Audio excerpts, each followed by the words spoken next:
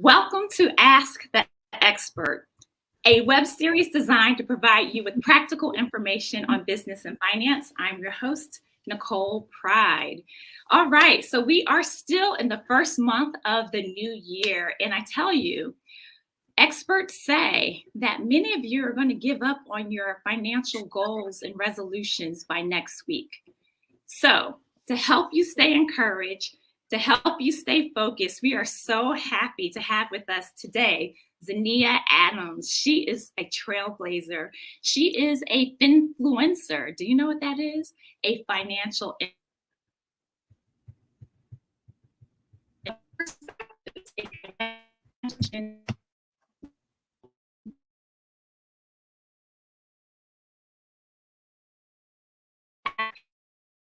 she's a speaker, she's a author.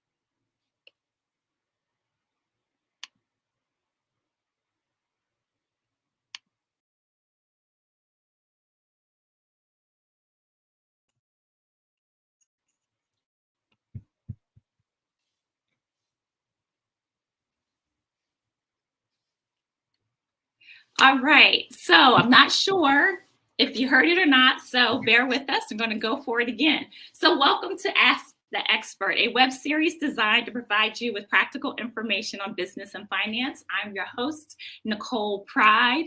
And again, we are here in the new year, and we're so happy to have you here. But we are a bit concerned because experts say this time next week, many of you are going to give up on your resolutions and your goals. And so to help you stay true to your financial goals, we have with us today Nia Adams.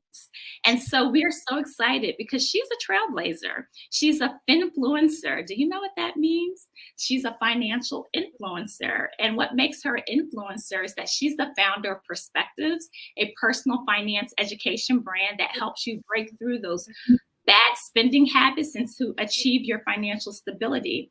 And not only that, not only is she the founder, but she's a speaker, she's a real estate investor, and she's a 3-time author. And so we are just happy that Nia's here with us to give you some tips and some money moves to help you stay focused on your financial goals. So welcome, Nia. Thank you. Thank you so much for having me. I'm so excited to be here. I'm always ready and willing to share personal finance with the world.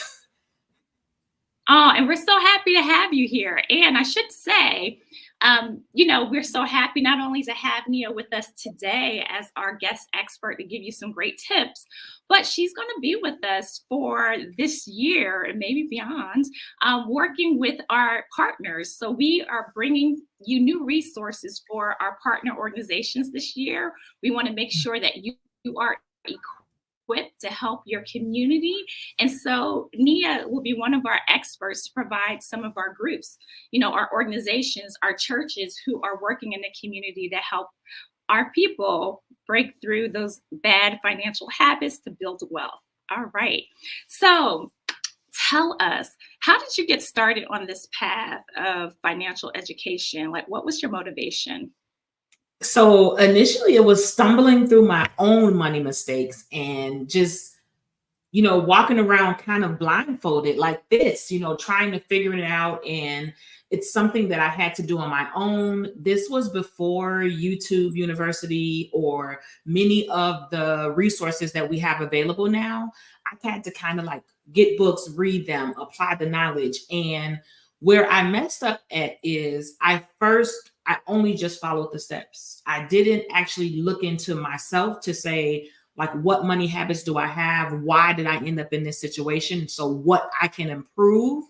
I just took the steps and I ended up, I guess you could say, making even more money mistakes until I really had that sit down and vulnerable conversation with myself. So I didn't want others to have to go at that battle alone and have to deal with that.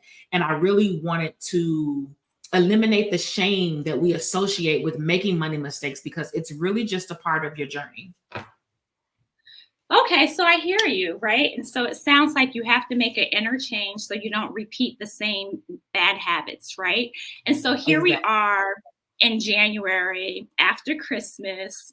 Some people may have gone a little crazy during the holiday and they find themselves having made some bad choices, and they may be feeling that shame, that guilt, that regret right now. So where do we go from here?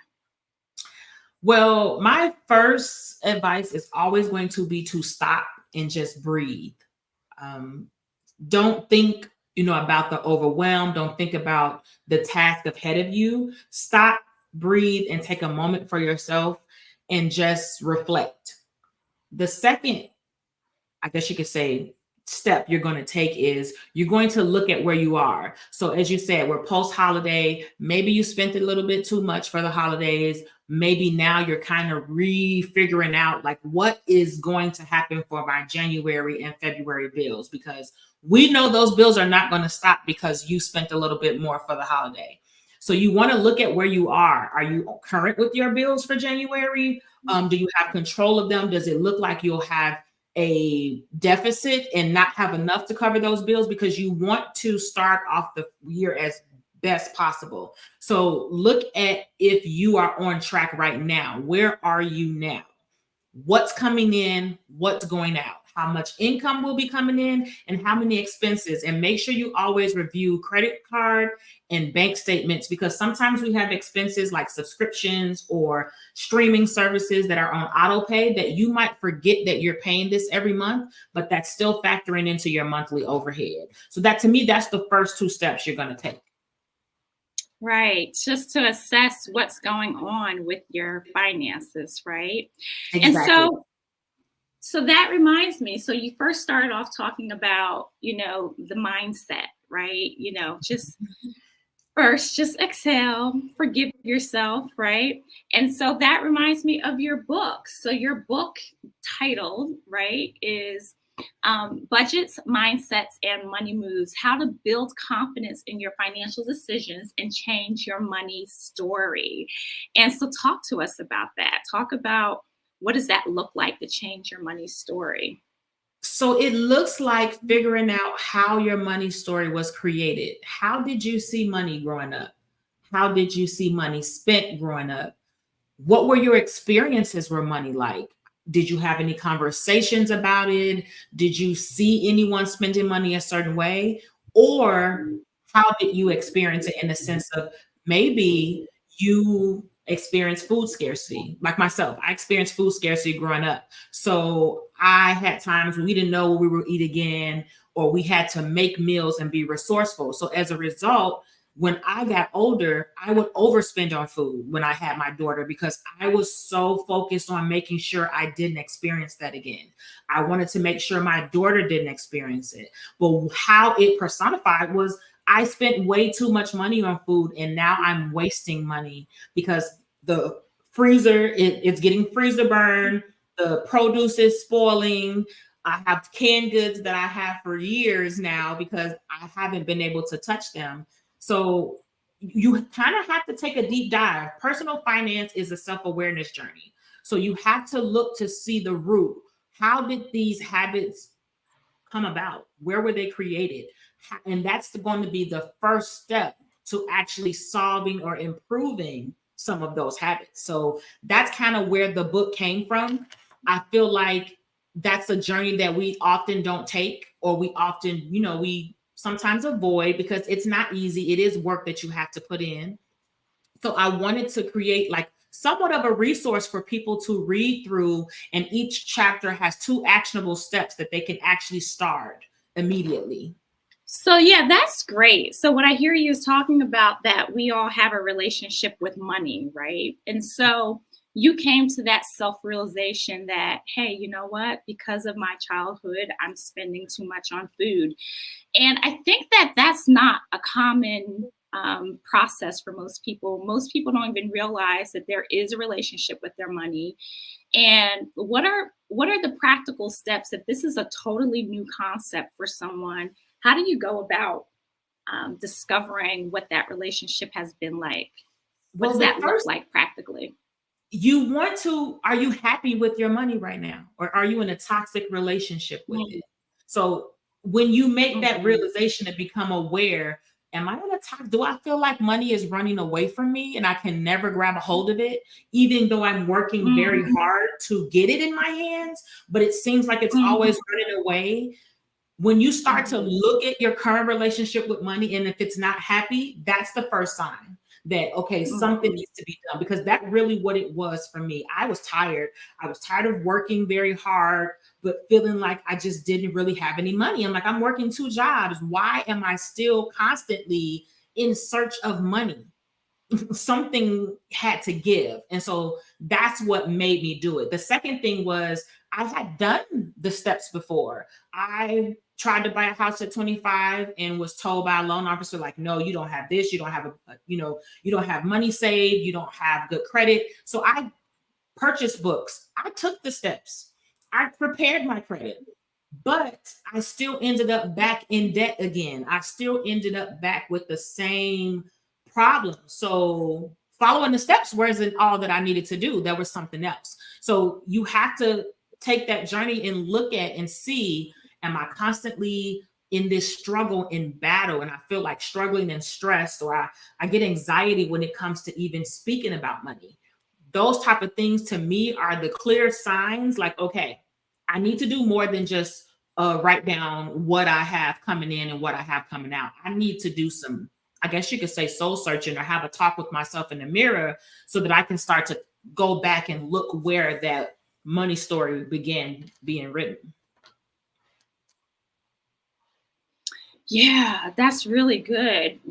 Are you happy with the way that you're engaging and interacting with money now? And if the answer is no, then to dig deeper to figure out why.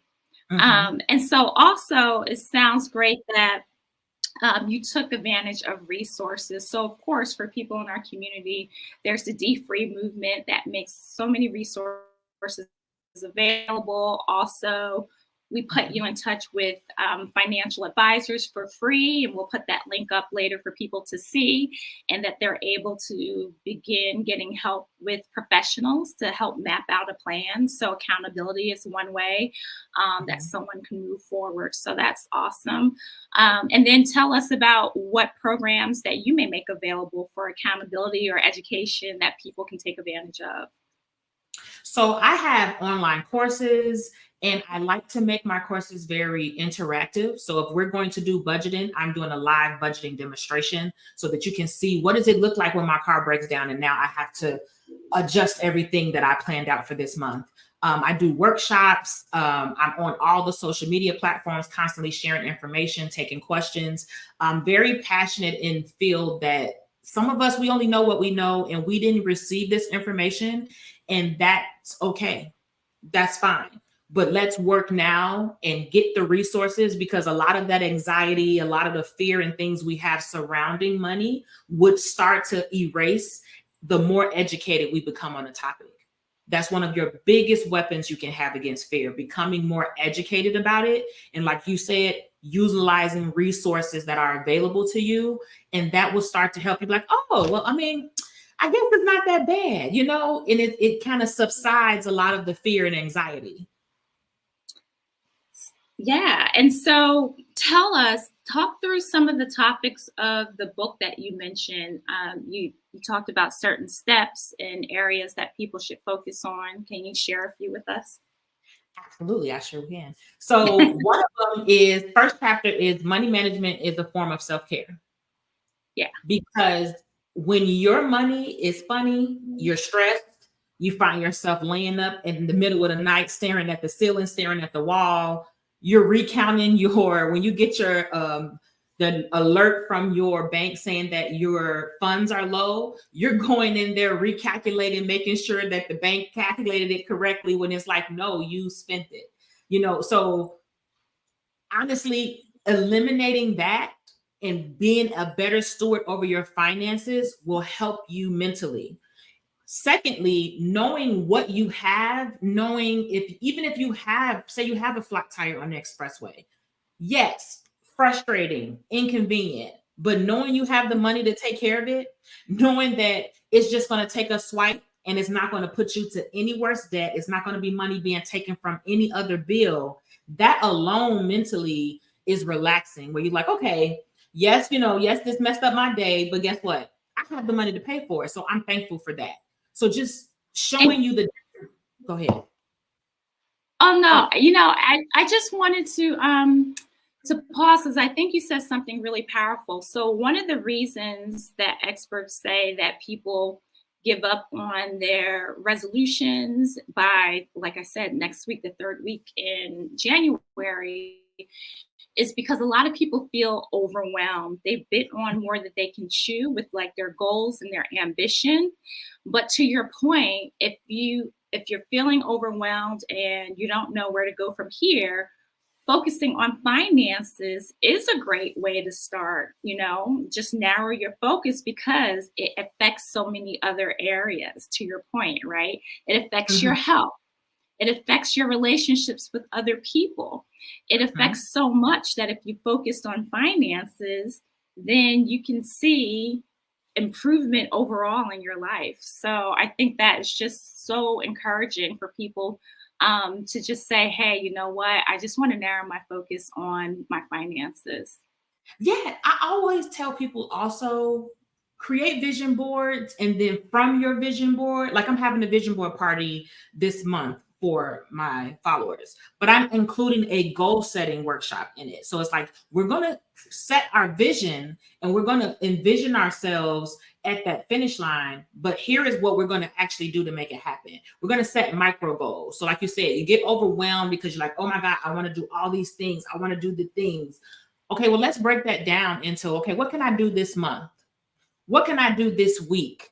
And as you break it down into smaller goals and you just work towards, okay, what am I going to do tomorrow to show up for myself? And that's what I ask, like on my stories in the morning. What are you doing today to show up for yourself? So when you start every single day doing something, at least one thing towards your goal, you'll look up in 5 months and 6 months like, oh my God, I did it. Like, wow, and then as you continue to do that, it'll help build your momentum and it'll help you go. And another thing, a concept that I have in the book, is rewarding yourself. Deprivation diets do not work.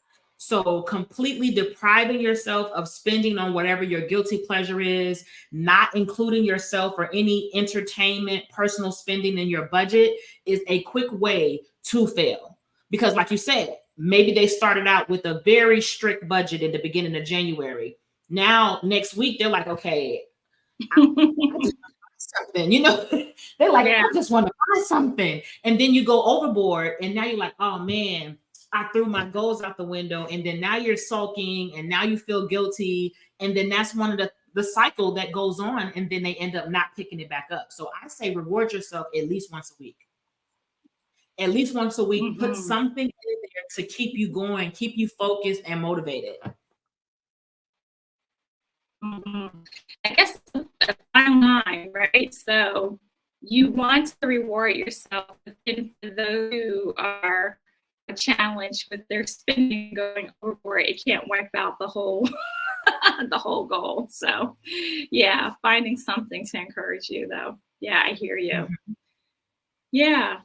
And so tell us, what are some money moves that people can make today if they just want to see some incremental move, either in wealth building or getting control of their finances? I guess from beginning to one end of the spectrum to the other end of the spectrum, what are a few tips that you can give? So first, I'm going to say, decide where it is that you want to go. what are your goals? And even if we just say for 2024, what is something you want to have accomplished? Maybe the credit cards that you use for the holidays, maybe you want to have those balances paid off by the end of the year. Okay, so now we know, be very specific with it, like SMART goals. You're going to be specific and you're going to give yourself a timetable. So instead of just saying, oh, well, I want to pay these cards off, you're going to say, well, I want to pay these $10,000 worth of credit card debt off by December 2024. Okay, so let me break that up into months. So now I know how much each month I want to put towards this card to pay it down. Now, where am I at now? Because we discussed yesterday, if I'm trying to build a bridge, I need to know how long is this bridge? How many materials do I need? I have to figure out what is the gap that I am trying to fill. So figure out where you are now. So now you're kind of ahead of the game now. You know where you're trying to go. You know where you are. So what am I going to do now to fill this gap? What do I need to do? Okay, so I looked at my budget and I feel like I have a little bit more money left, but I don't understand how I have money left, because when I do my budget, it says I have money left, but when I'm spending, it seems like I have no money left. So where is this money going? So I'm going to do and look at where my spending is. And this is a step that a lot of people avoid because they know they've spent money that they haven't, they weren't supposed to spend, or they spent more than they were supposed to. And I say, that's okay. Like, we're not worrying about what you did, and it's not to scold you, or it's not to make you feel any way about it. You just need to be aware of where your money is going. That's what a budget is. It is a window into your wallet. And you treat your budget like your BFF. So try it out for a month. Everything you do with your money, tell your budget. If you do something good, you treat it like your best friend. If you do something good, you come tell your best friend, like, girl, let me tell you what I did. If you do something bad, you be like, girl, you treat your budget the same way. It's not there to hurt you. It's not there to scold you. It's more so to tell you, like, okay, you did this. Let me show you how that affected your finances. Let me show you what that step did to adjust it. So once you get comfortable with that step, to me, that's going to be something that will help you. Once you adjust to the fact that money management is not trying to take everything you love away from you. Money, budgeting is not there to stop you from getting your hair and nails done. You include it. It's an all-inclusive process. So I think working on your mindset, like I said, figuring out where you are and where you're trying to go, and then how are you going to bridge that gap? Do you need a side hustle? Are you going to cut some expenses? Are you going to minimize some of the trips that you have that year? Like, what are you going to do to bridge that gap? Weigh your needs and wants, and then discuss your priorities with yourself. Like, because some things might be a priority and not. So somebody might say getting your hair done is not a priority. Well, for some people it is, maybe because of the field they work in, or, whatever, they need to have their hair done. So you have to take that journey on with yourself and your lifestyle and your goals to decide what is going to be your needs and wants, so that you can figure out what has to go, what can stay, so that you can get those goals that now that you envision yourself there, and now you know that it's possible.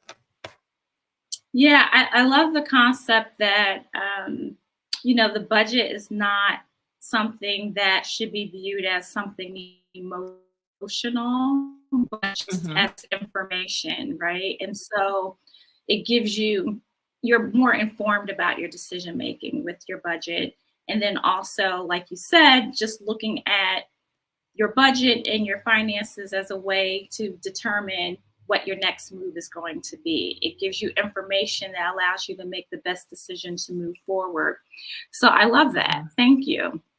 And so tell us, what are some of the top money mistakes that people make that they should avoid as they're on this money journey?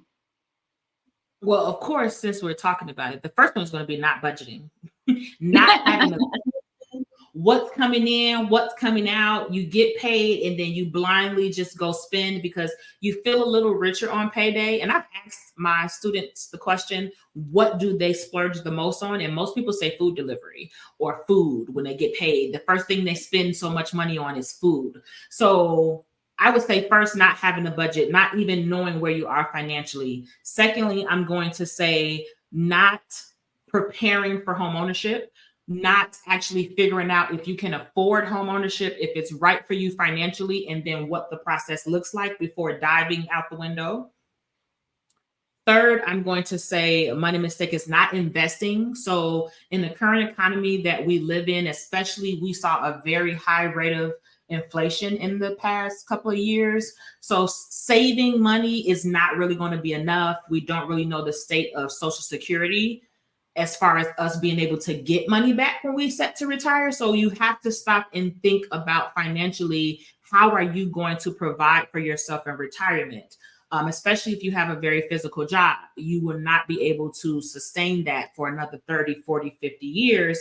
So you have to start looking at ways for your money to create more money. So I feel like that's the third mistake that we make. We don't look for those resources or ways. We don't educate ourselves, and we're scared to take that risk. We're scared to lose our money. And because of that fear and because of us being scared, we miss out on a lot of opportunities for our money to make more money, and thus we not being the only one doing all the work.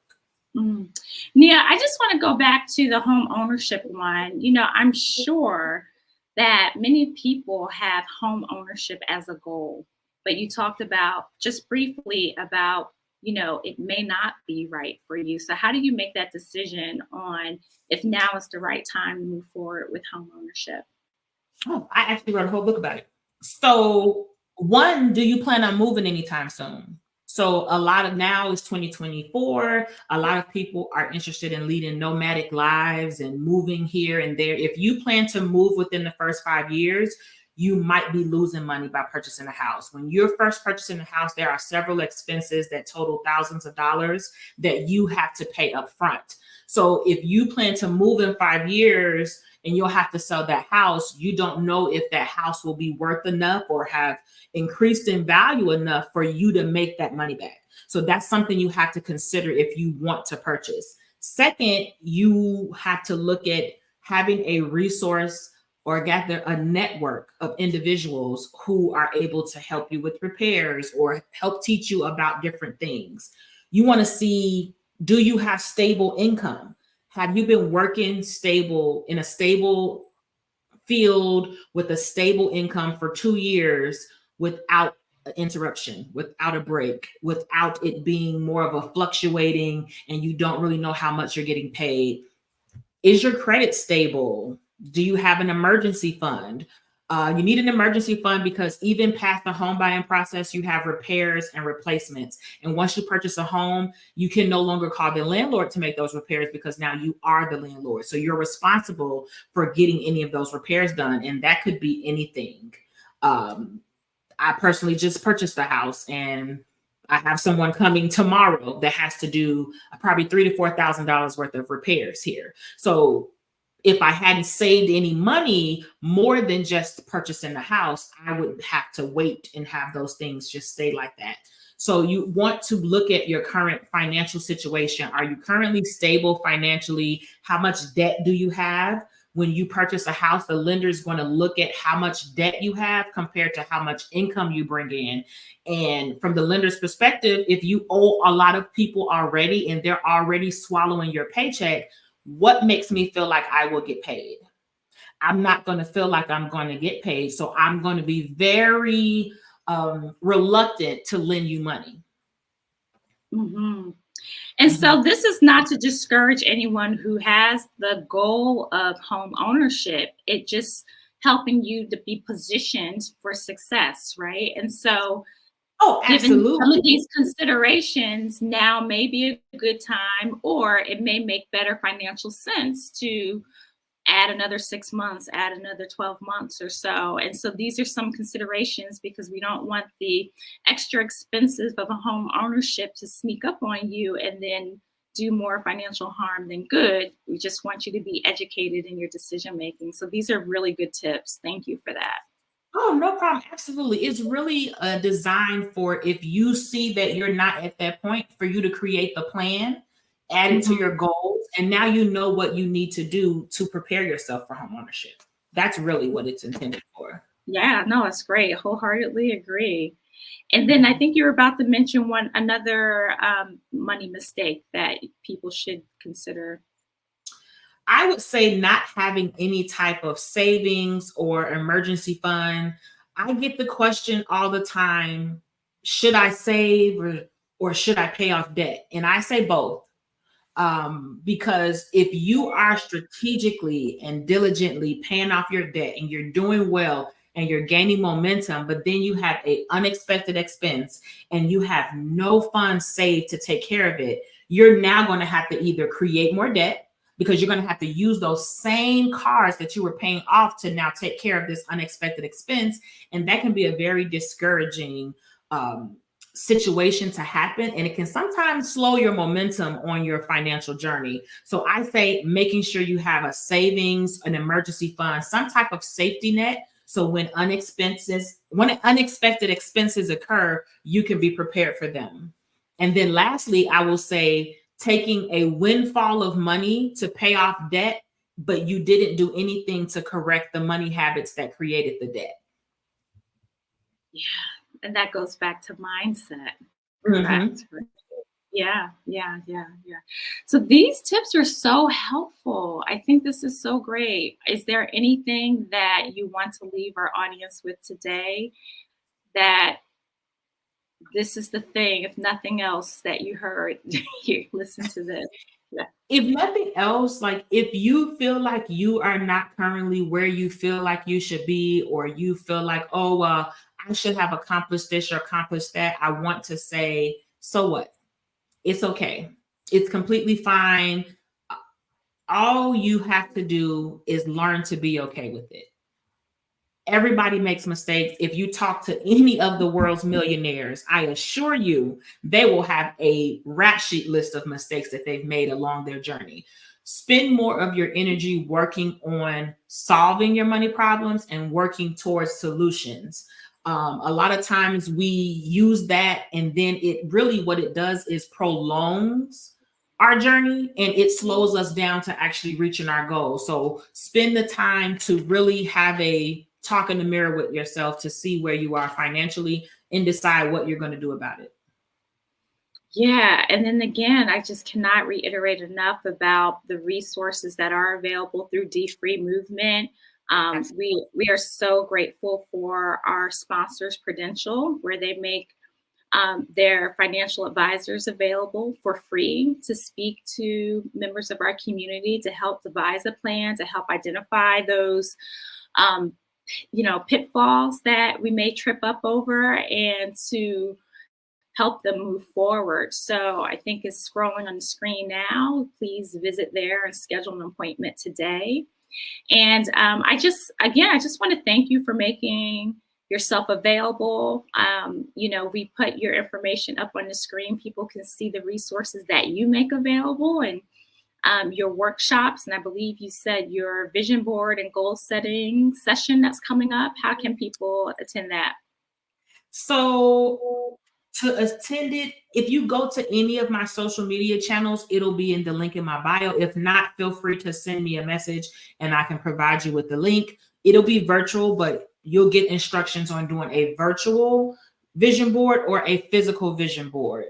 Okay, that's great.